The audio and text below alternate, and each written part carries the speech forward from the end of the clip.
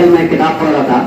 کتاب کا نام ہے میرا داغستان, اور وہ رشیا میں ایک جگہ ہے داغستان نام کی, وہاں کے بہت بڑے شاعر ہیں اور 1935 میں وہ پیدا ہوئے. انہوں نے وہ کتاب لکھی میرا داغستان. ان کی ایک ہی زبان ہے, ان کی جو مادری زبان ہے اس کا نام ہے آور لینگویج. آور نام ہی اس کا آور ہے.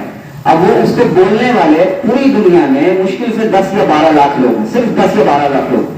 لیکن اس زبان میں انہوں نے شاعری کی, اور ایسی شاعری کی, ایسی کتاب لکھی کہ اس کتاب کا ساری دنیا کی زبان میں ترجمہ ہو چکا ہے. انہوں نے ایک جگہ لکھا ہے کہ مادری زبان کی کیا اہمیت ہے. وہ پیرس گئے ہوئے تھے, پیرس میں ان کو ایک مصور ملتا ہے, مصور مطلب پینٹر, کوئی تصویر بنانے والا. تو اس سے وہ ملے تو پتہ چلا کہ یہ جو مصور ہے یا فنکار ہے یہ انہی کے گاؤں کا ہے, آوار کا, داغستان کا. تو بہت دیر ان سے بات چیت ہوتی ہے کافی, اور بہت عرصہ پہلے وہ اپنے علاقے کو, اپنے جہاں وہ رہتا تھا, اپنے گھر کو چھوڑ کے